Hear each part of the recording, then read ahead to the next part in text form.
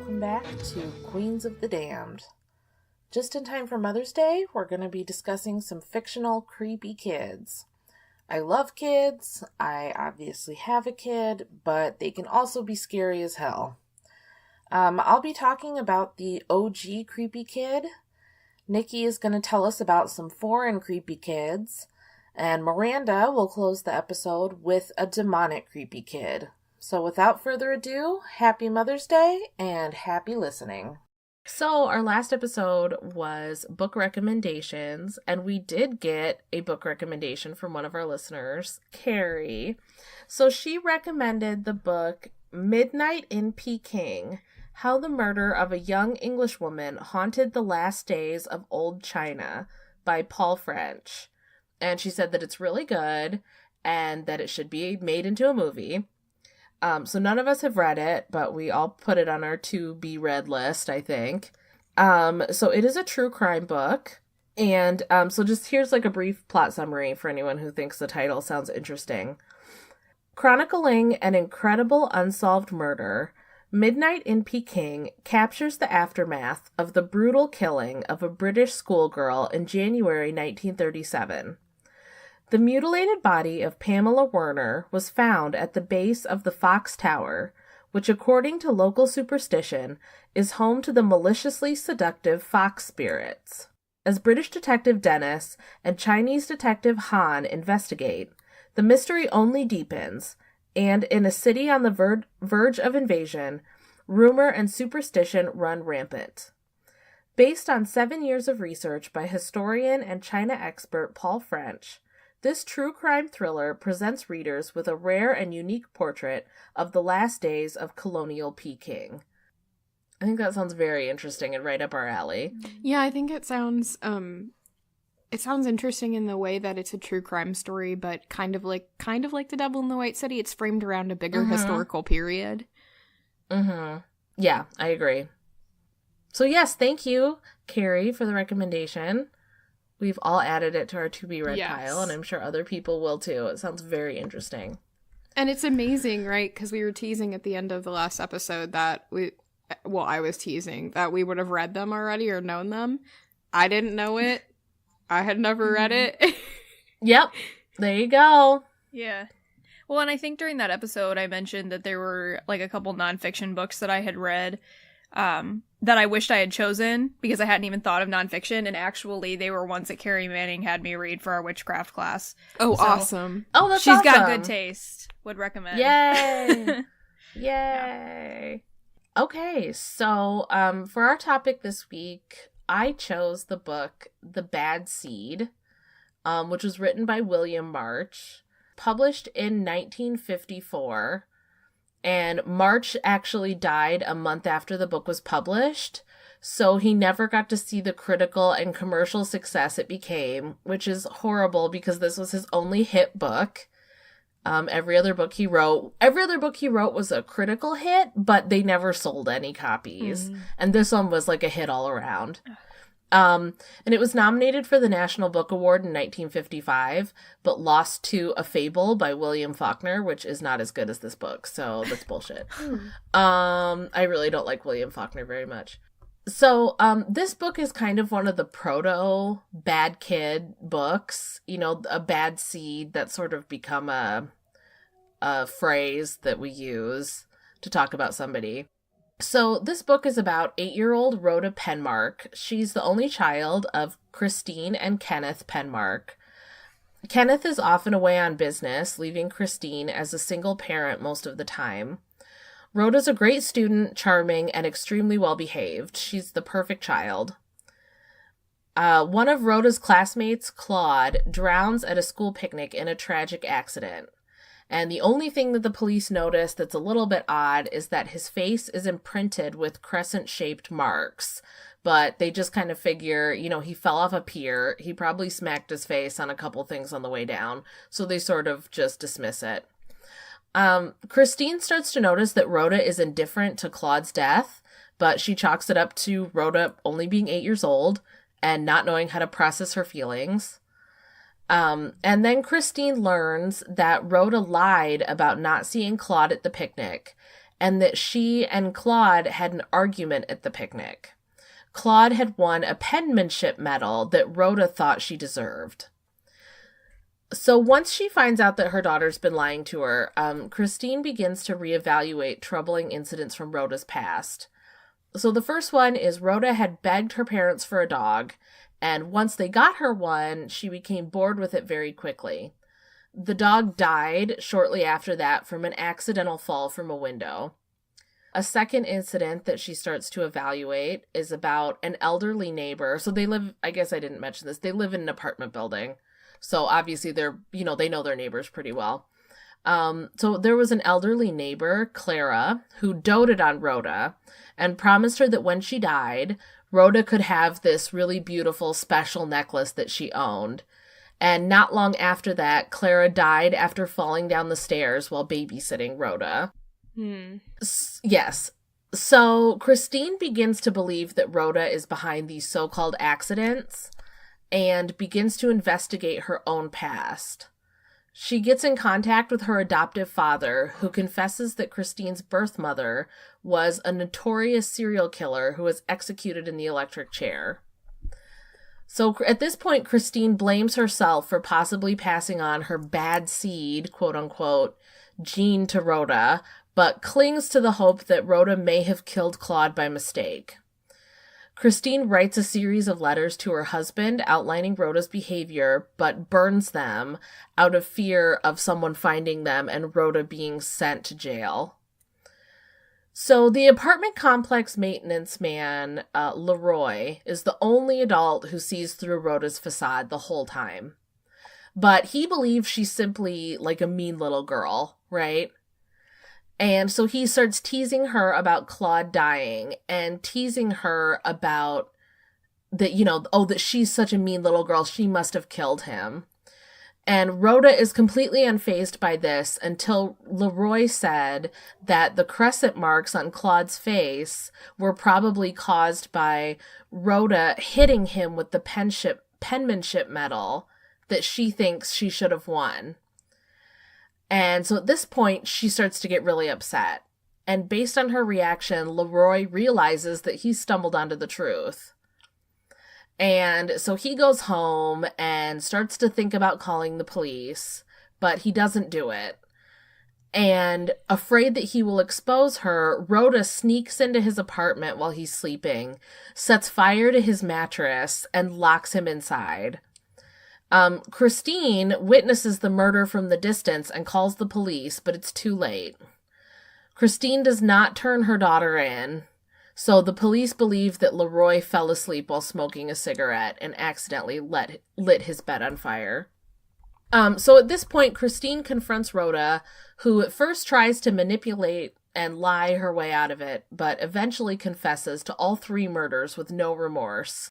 Christine is so afraid that Rhoda will either kill again or end up in the electric chair, so she secretly gives Rhoda crushed up sleeping pills so she will die quietly in her sleep, and then Christine shoots herself in the head.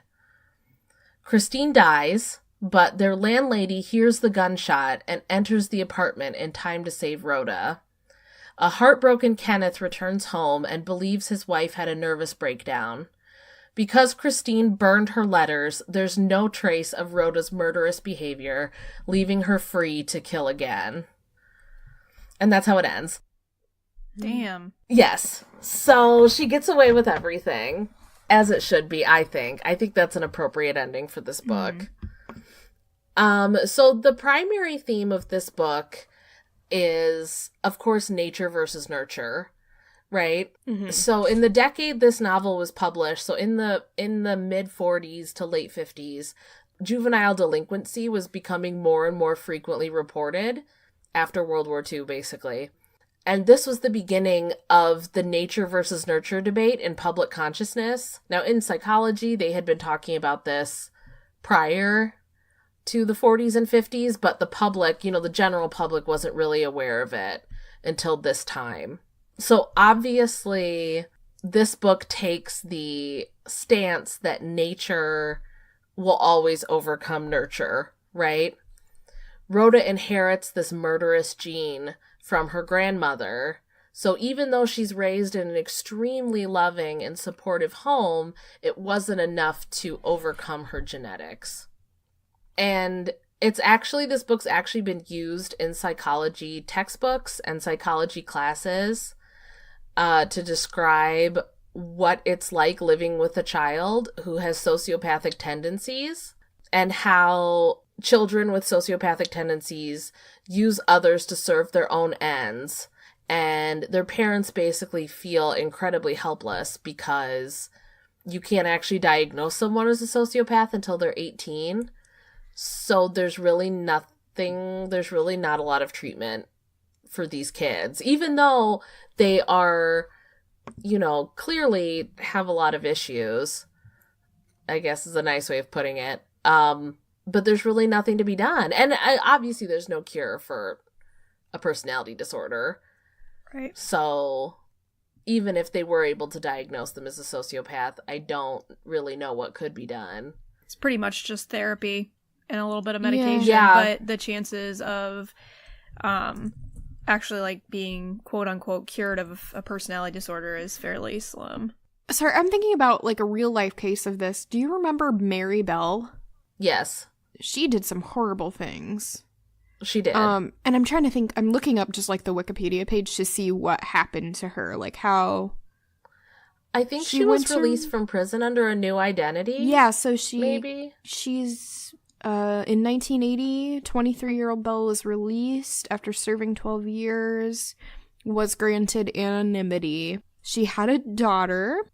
Girl knew nothing of her mother's past until reporters discovered their location.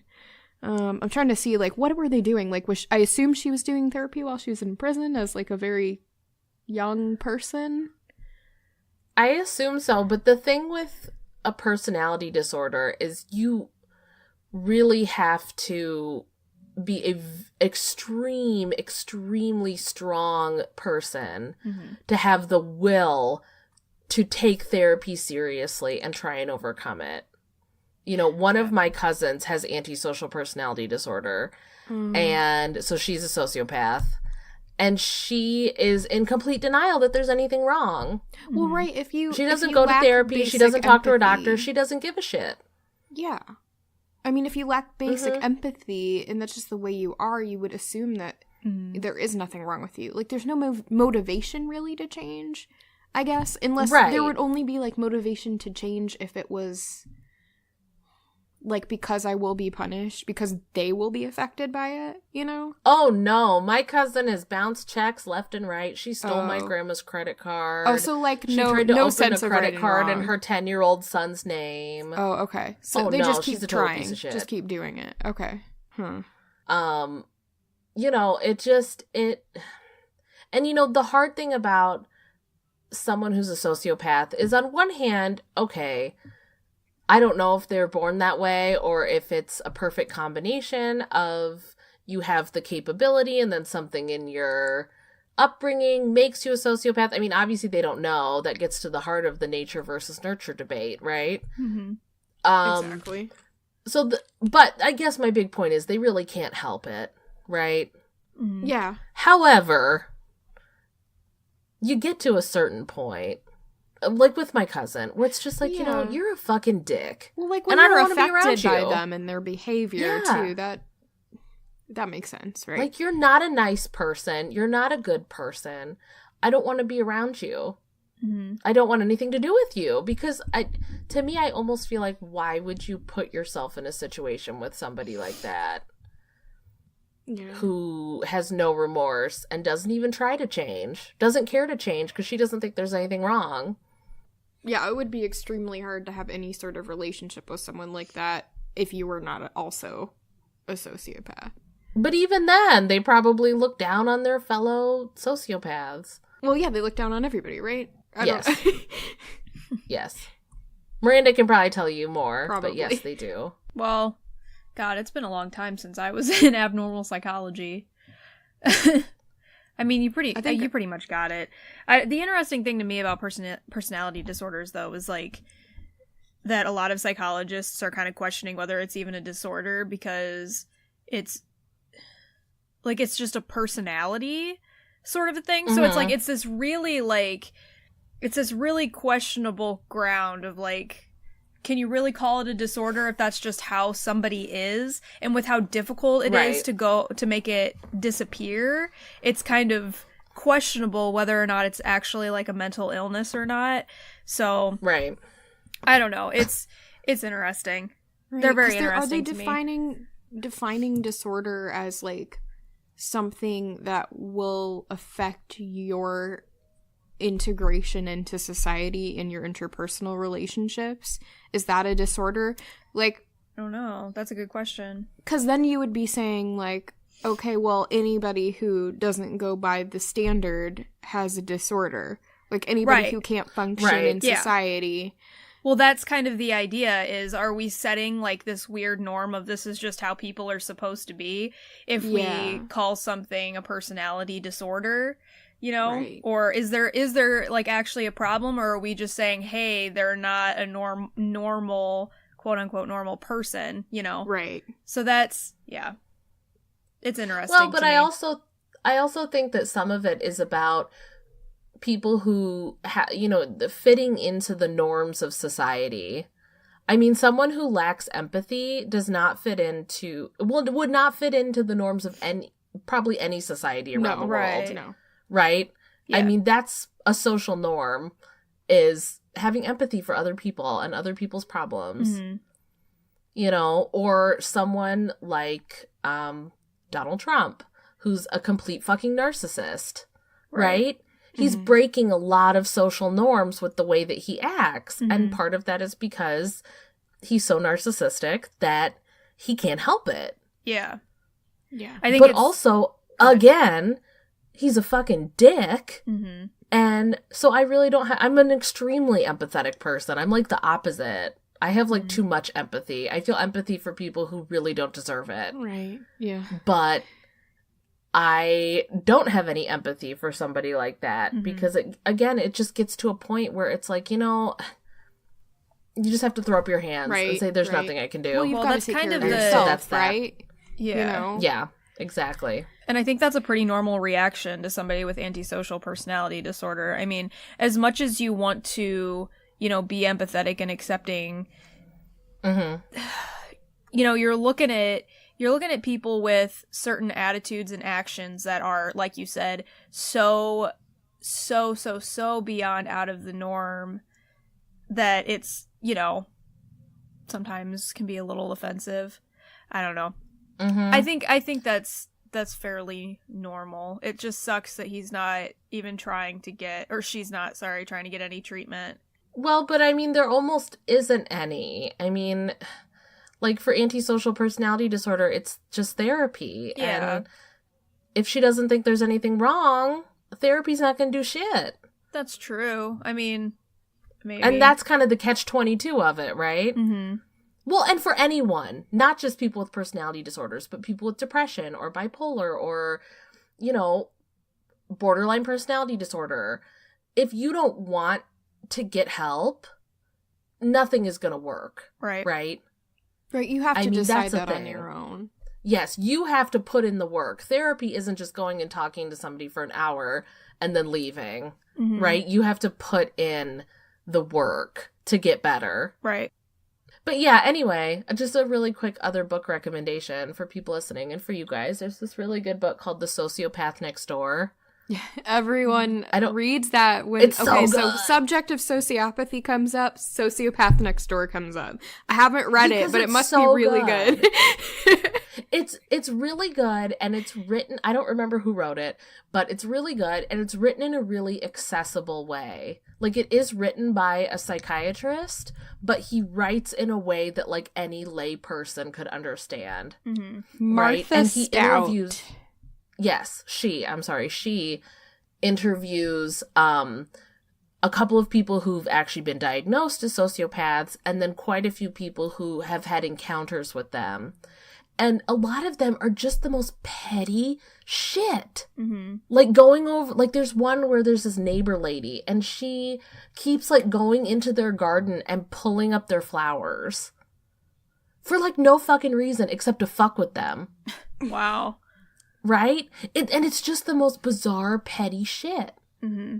And yeah, anyway, that's a really crazy. great book. Mm-hmm. Yeah, it's a really, really, really good book. It's very interesting. Yeah, I highly recommend it. Back to The Bad Seed. So I just have a couple more things. So it was adapted into a Broadway play in December 1954. So less than a year after it came out. It was a huge hit on Broadway. It ran for a couple years, which at the time was a very, now shows run for like 20 years, like Phantom of the Opera, which actually has run for like over 30 years. But in 1954, if something ran more than a year, it was a big hit on Broadway. So then in 1956, it was made into a film, and they actually brought the Broadway cast in. The Broadway cast made the film. So the movie is amazing, except the ending. So in 1956, Hollywood was still being plagued, I would say, by the Hays Code, which was a Hollywood moral standards for people who don't know.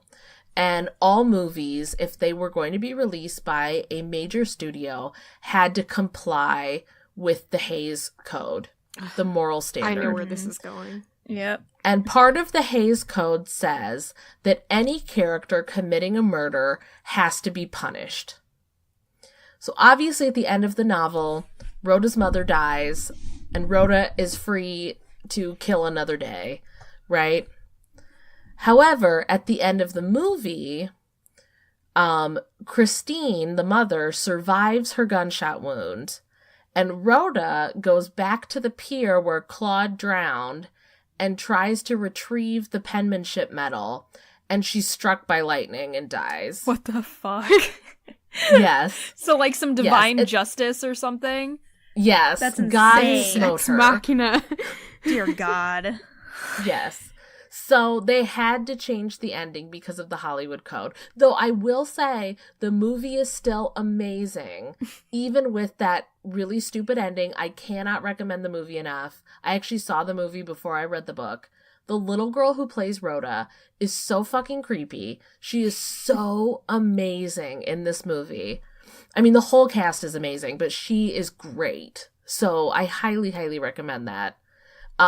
It was also made into 2 other shitty movies in 1985, and then a Lifetime movie in 2018 with Rob Lowe. Oh, God.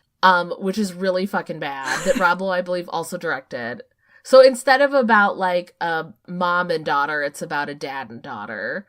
And I think they renamed the girl, instead of Rhoda, I think her name's, like, Madison or something.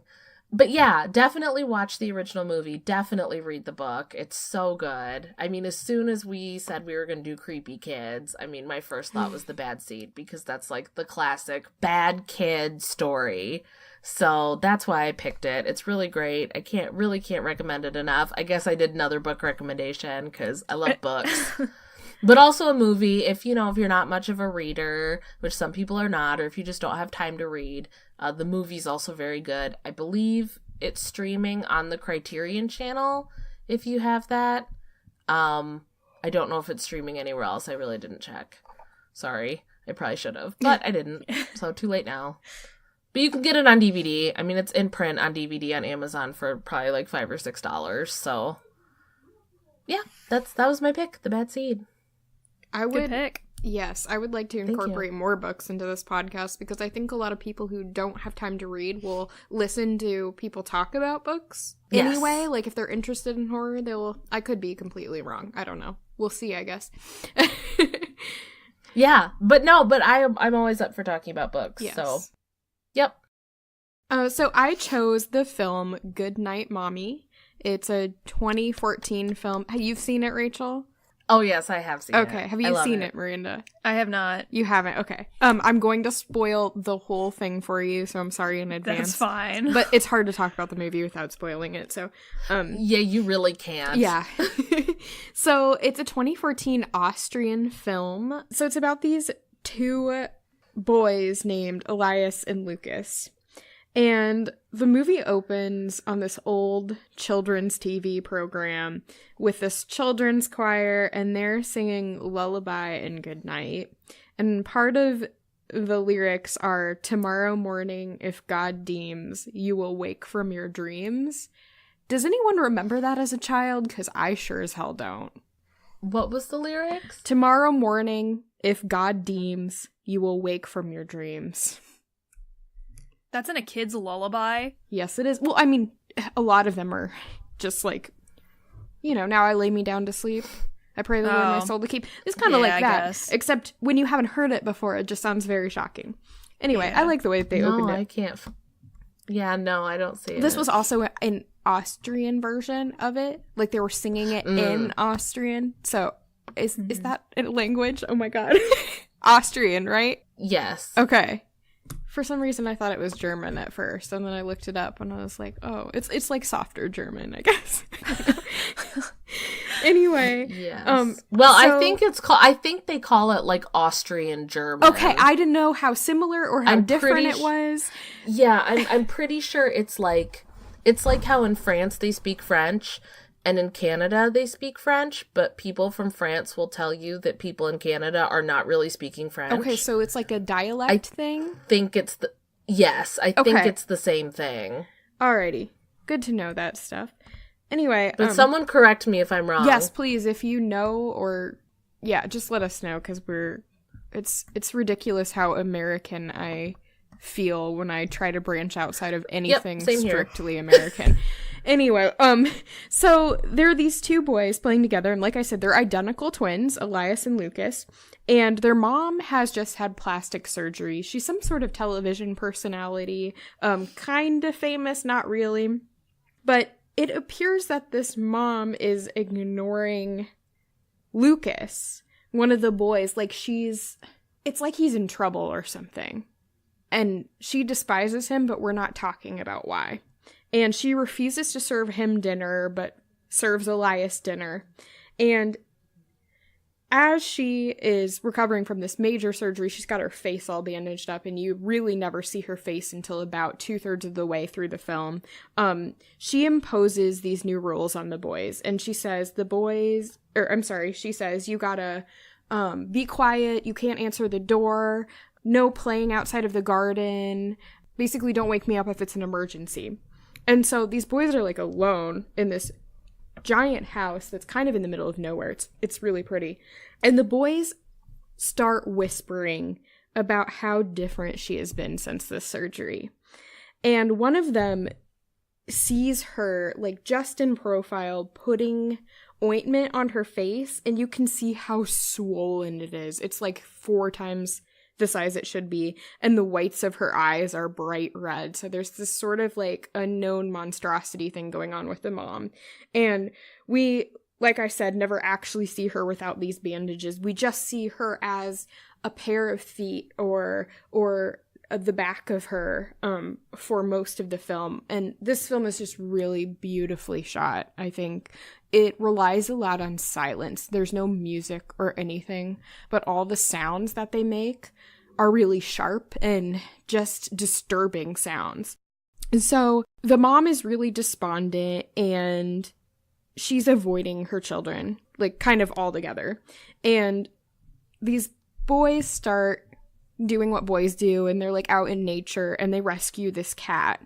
And she starts rummaging through the room and, like, throwing their stuff everywhere.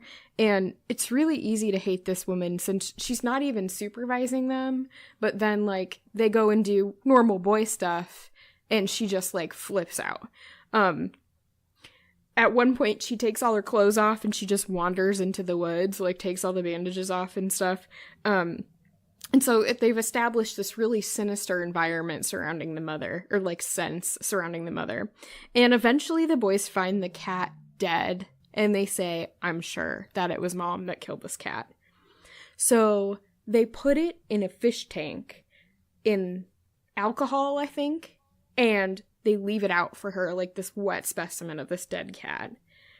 Just to kind of, like, I guess it's starting to be this passive-aggressive, like, we figured you out, you know? We know that you're not our mother. They have become convinced that their mom is, like, some sort of changeling. Like, she went away for the surgery, and then she came back, and she's not their mother.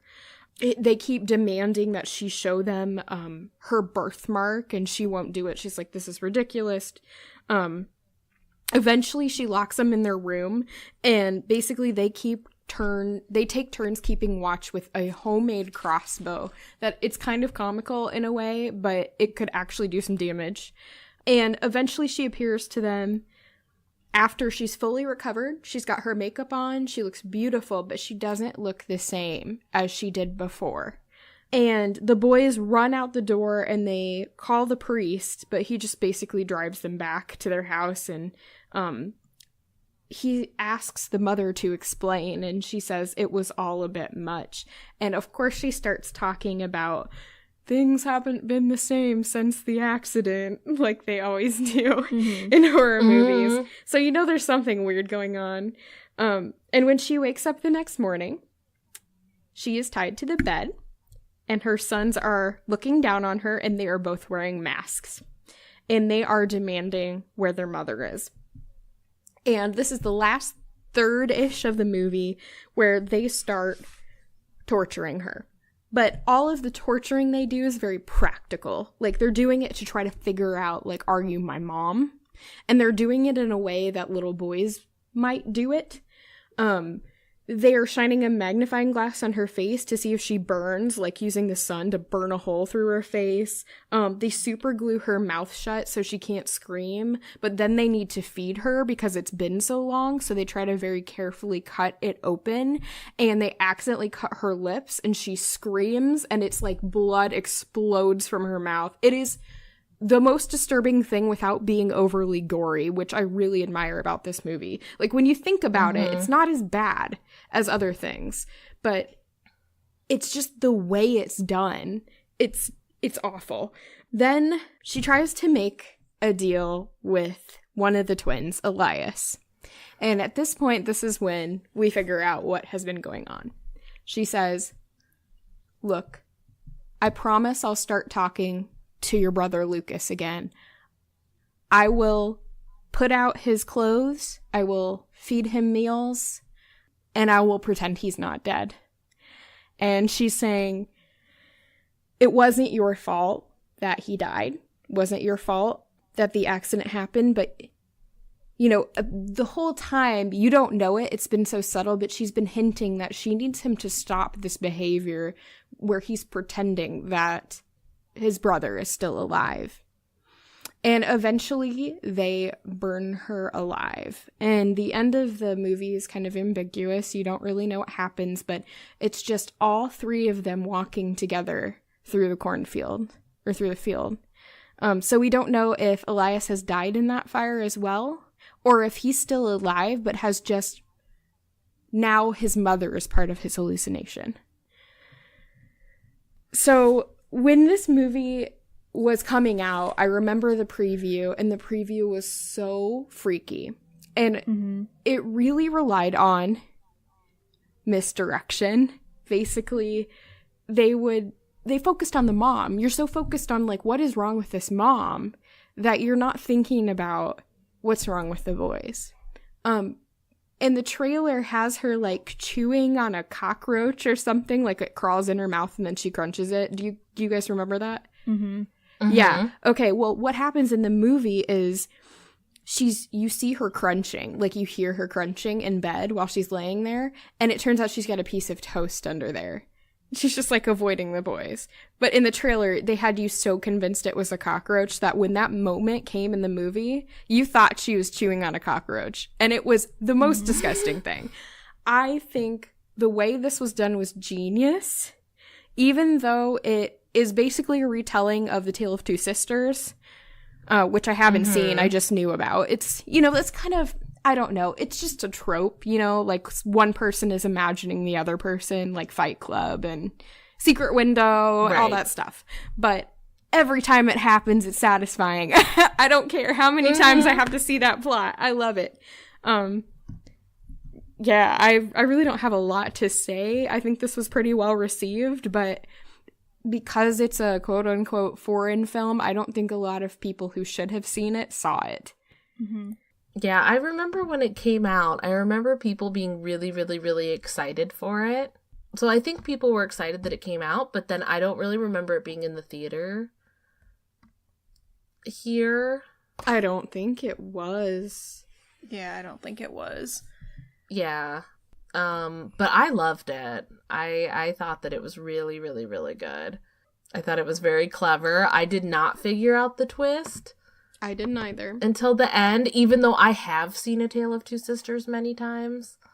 And I've seen the American remake, The Uninvited, many times. I've seen The Uninvited, but not the original. I've seen The Uninvited. Yeah, that's a remake of Tale of Two Sisters, which is much, much, much better. Oh, I'm sure. But the Uninvited, I think, is actually not that bad. No, yeah, I liked that one. Yeah, but Tale of Two Sisters is kind of like a legendary Korean horror film. Mm-hmm. But yeah, I did not figure out the twist in this the first time I saw it, and so I liked that. I thought that it was shrouded enough that it wasn't super obvious. Yeah, but when you go back, and now this was my second watch, because I own it. I'm sure. When you go back, of course, you see all those little things. Like, you notice that that Lucas never interacts with the physical world. When he speaks, adults can't hear. They don't know someone has spoken. Right. So it's just so masterfully done, I think. And the boys, I guess they got a set of identical twins. I didn't look it up. I think so. Yeah. I mean, they must be. Well, I was thinking sometimes they have one person play two, even. Oh. Yeah. Yeah, no, I think it's twins. Okay, but anyway, however it was done so well. It was just, it was so understated and so quiet that when that last third of the movie came, it was so impactful. And just horrifying. I agree. Yeah, because they really do a good job of, like, building the dread. Like, you don't know what's happening, what's going on, something obviously, like you said, you know something's up, you know something's wrong when she brings up the accident, but you don't have any context for that. So, like, you just know something is going on in this house, and then, like you said, the last third, and especially when you find out the twist, is just really impactful once you figure it out. Yeah. I mean, the only other film that I've seen recently that has reminded me, like, that has given me that feeling is The Eyes of My Mother, which I talked about. Oh my god. Yes. It's just got that same quietness to it, understatedness, where horrible things are happening. I agree. Yeah, no, I liked Eyes of My Mother, and I liked this movie too. They are both movies that I have wanted to watch and just have not watched yet. So I believe you should still Goodnight Mommy is on Amazon Prime. Yeah, I think it is. And you should still watch it, even though I just basically gave away the whole thing. The second time I watched it, I was still so absorbed in it. It was just like, it grabs you. Right. So yeah, no, for sure. I still want to watch it. The performances by the little boys, I think, are just great. I don't know if they were professional actors before this. I don't know if they've ever been in another movie, but I thought that they were really amazing. Yes. All right. Is it my turn? Yes. Go, Miranda, go. Okay. So both of you guys chose, like, movies that are actually, like, really good movies. I chose That's okay. I chose a 2009 movie called The Unborn. I saw this movie when I was 12, and I loved this movie. I thought it was so creepy, and I watched it again last night, and I still really liked it, which was weird. I thought I would rewatch it and I'd be like, wow, this movie's actually really terrible. But it's a good movie. I think it's considered a B movie, so it's definitely not, anything like your guys' movies, but it's a fun one. So Casey it starts out with Casey having a really weird dream about a fetus, a kid, and a pit bull with a mask on. Ooh. And her and her friend try to psychoanalyze the dream, and her friend says that dogs are messengers for the dead. And then later on, when Casey is babysitting a kid, she finds him holding up, when he's supposed to be in bed, she finds him holding up a mirror to the baby saying, "Keep looking." And when she asks him what he's doing, he scratches her with the mirror and says, "Jumby wants to be born now." Later on, Casey develops something called heterochromia, which is different colored irises. So one of her eyes, she starts out with brown eyes, and one of her irises starts, like, turning bluish. It actually looks really cool. And she starts seeing this random, like, really creepy kid around. And we find out that Casey's mother had died when she was very young. And she had killed herself the night she found out who her mother was because she was adopted. And when the eye doctor eventually asks Casey if she's a twin, she finds out that she was a twin. And she finds out that her brother was suffocated by her umbilical cord when they were in the womb, and that her parents nicknamed the baby Jumbie. Eventually, Casey finds her grandmother, who was a survivor of the Holocaust. Her name is Sophie, and Sophie tells her kind of a terrifying story of her family's past. So Sophie and her brother Barto were twins, and they were tested on when they were captured in a concentration camp. Barto died because of an eye experiment that had gone bad. The doctors were trying to transform brown eyes into blue eyes, and it ended up killing him. But when the experiment went awry and he died, a Dybbuk took over his body. And Sophie said that she could... I knew you were going to get excited, Nikki. I love me some Dybbuks. So Sophie says that she could tell right away that it wasn't her brother, and she says, I'm pretty sure she says that she had to kill her brother, but that isn't explained at all, like how she killed her brother or what ended up happening there. But anyways, she tells Casey that Barto wanted to be reborn in her twin brother, but when her brother died, he turned his gaze to her. So Sophie recommends a specific rabbi for an exorcism and tells her to track down a book called The Book of Mirrors. Casey finds her rabbi and the exorcist, which the exorcist is played by Idris Elba. And the rabbi is Gary Oldman. Yeah. Awesome cast. And they basically set off to exorcise the Dybbuk. So they go to the place that Casey's mother had killed herself in, because you're supposed to pick a place that has the most negative energy for you. That's, I don't know, that just sounds like too much. Yeah, anyways, they never tell you to do that. So the exorcism that follows is just, I don't know, it's one that's stuck with me. I've always felt like it was really creepy. There are a lot of scenes in this movie that are just really, really, really creepy. So the rabbi uses an animal horn to quote-unquote shock the Dybbuk from her body, which after that they begin the call and response process that you see in most exorcisms. But this animal horn is so fucking creepy to hear. Like, it's the coolest looking horn, but it's terrifying. Like, you hear that and you know that something is wrong. So clearly it doesn't go well at all. They've got 10 people in this room plus Casey because they're trying to like round out the number, because 10 is like this holy number and everything. And Barto kills pretty much all of them almost instantly. In the end, the rabbi does survive, and he comes to Casey's rescue and saves Casey, but not her boyfriend. And in the end of the movie, we find out that Casey is pregnant with twins, and the last thing we hear is Jumbie wants to be born now. So, what I've learned from all of our picks is that children get away with everything. All the creepy kids win. But I don't know. I've loved this movie for a long time. I mean, like I said, I saw it when I was 12, and I'm gonna be 22 this June. And it has scenes in it that have always stuck with me.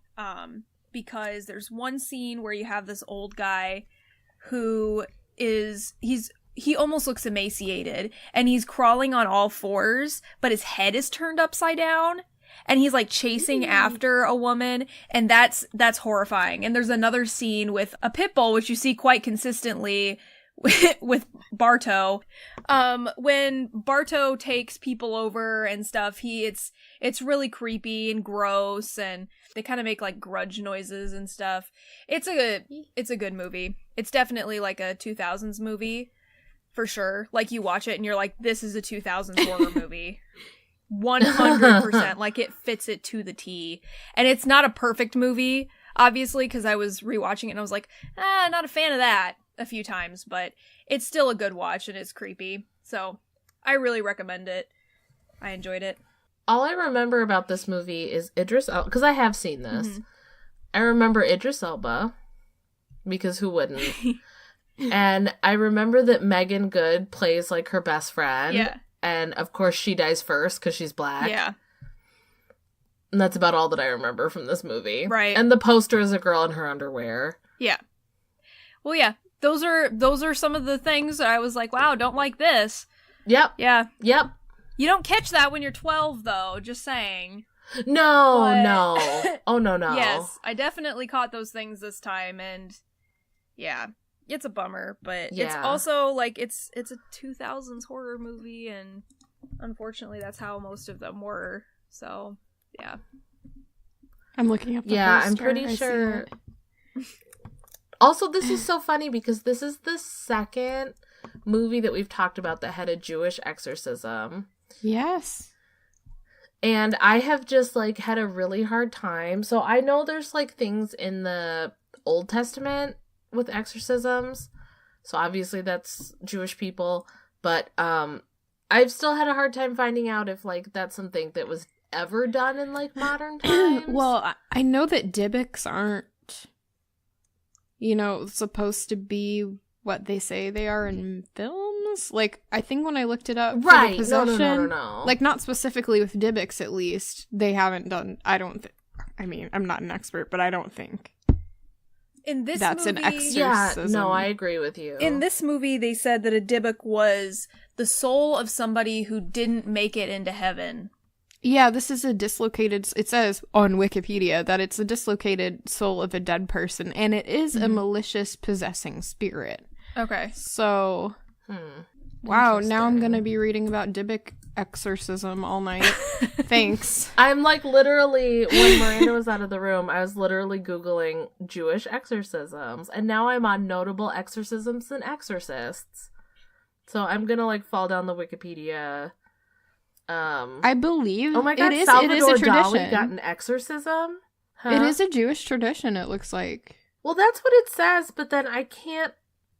so it does say, the group recites Psalm 91 3 times, and then the rabbi blows a shofar, a ram's horn, which I assume is what they do in the movie. Yep. But I don't see anything about this happening, like, any time in the last, like, 80 years. Well, it might not be something that is current. But I guess that's what I was curious about. It's like, are they doing it now? That they talk about, or any time in modern times. Okay. Because like I said, I know that they talk about exorcisms in the Old Testament, which obviously that's the Jews, but I don't know that it was ever done in, like, relatively modern times. So if anybody knows, send us an email or a message on Facebook or something. Yeah. Because I am very, very, very curious. Okay, so it looks like as of 2014, there was an article on a site called Tablet called The Once and Future Jewish Exorcist. Did you see that one? And it says, no, but I know what Tablet is. Yeah, for Halloween, the Dybbuk, a demon that invades Jewish bodies, is back from the... I can't say it. Something in Yiddish. And special rabbis will drive it out. Interesting. I don't know. But I'm going to probably spend all night reading about this now.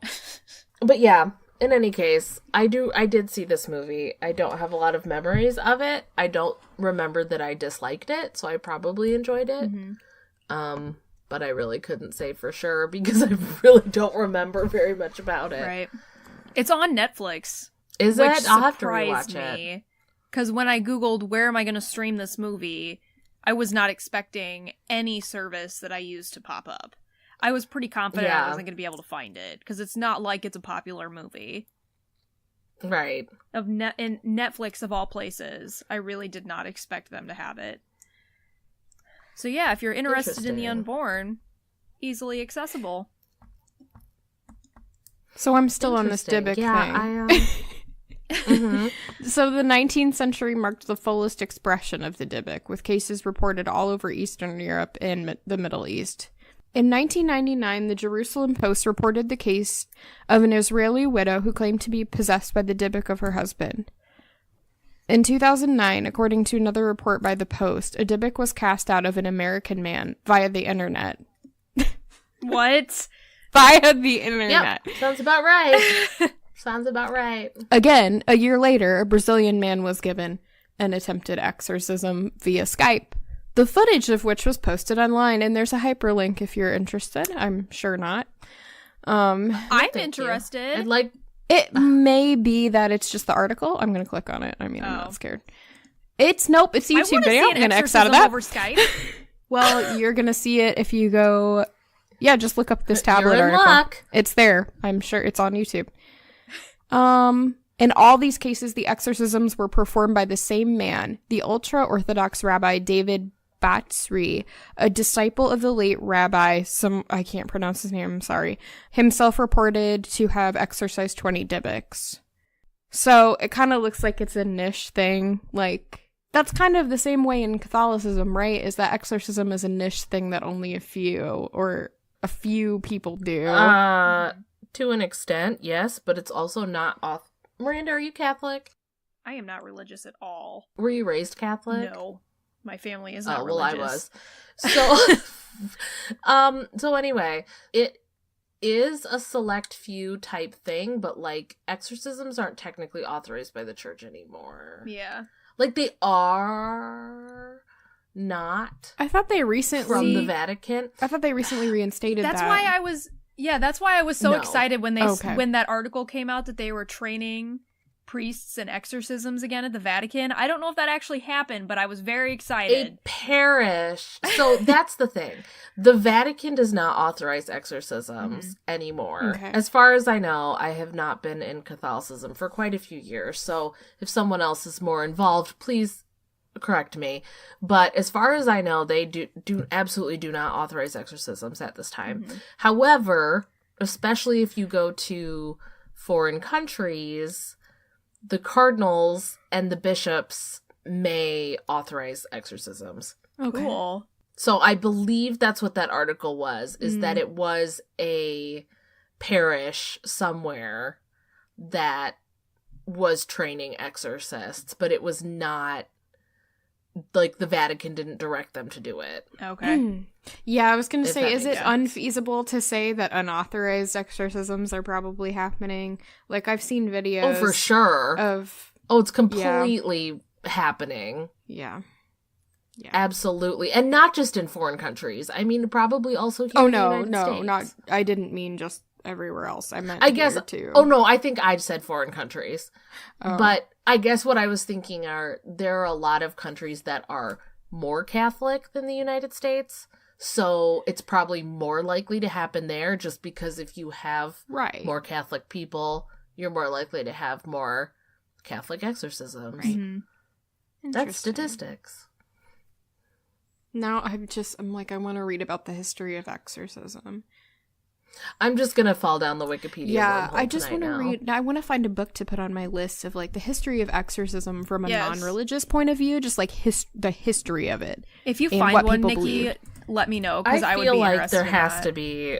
I've read. I feel like there has to be a I've book read about that. Hostage to the Devil by Malachi Martin, and that is Okay. definitely a Catholic priest, strong Catholic priest point of view about 5 exorcisms and like why people get possessed. But I've never read like an Okay. objective historical account of it.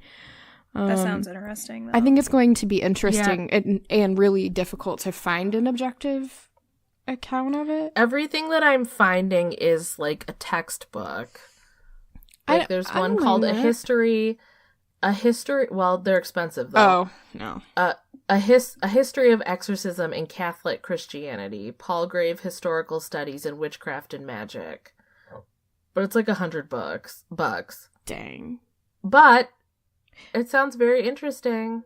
Very interesting. It says that it traces the development of exorcism in Catholic Christianity from the 4th century to the present day and seeks to explain why exorcism is still so much in demand. This is the first work in English to trace the development of the liturgy, practice, and authorization of exorcisms in Latin Christianity.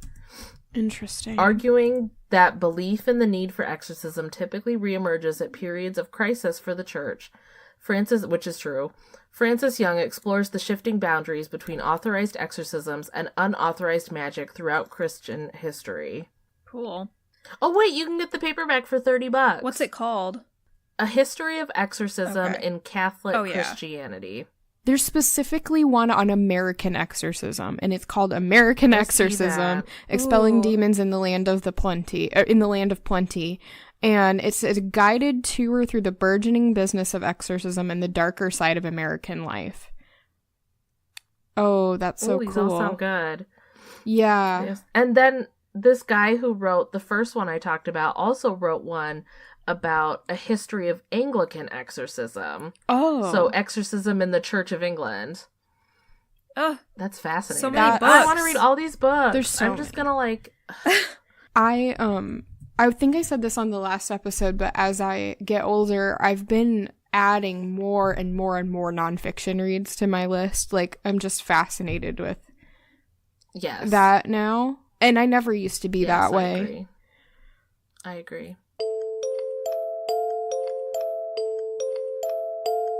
Thank you so much for listening. Don't forget you can follow us on Twitter at QOTD Podcast, on Facebook at facebook.com/QOTD Podcast, Tumblr at queensofthedamnpodcast.tumblr.com, and YouTube at Queens of the Damn Podcast. Don't forget to rate, review, and subscribe on iTunes, Podbean, Stitcher, YouTube, Google Play, and TuneIn Radio. You can also follow us on our blog, queensofthedamnpodcast.wordpress.com, to find bonus content and extra information on our episodes. If you would like to donate to our show, you can find us at patreon.com/QOTD podcast, where you can receive special perks as a listener for becoming a monthly patron. If you would like to make a one-time donation, you can send it to QOTDpodcast@gmail.com on PayPal. We'll see you next week.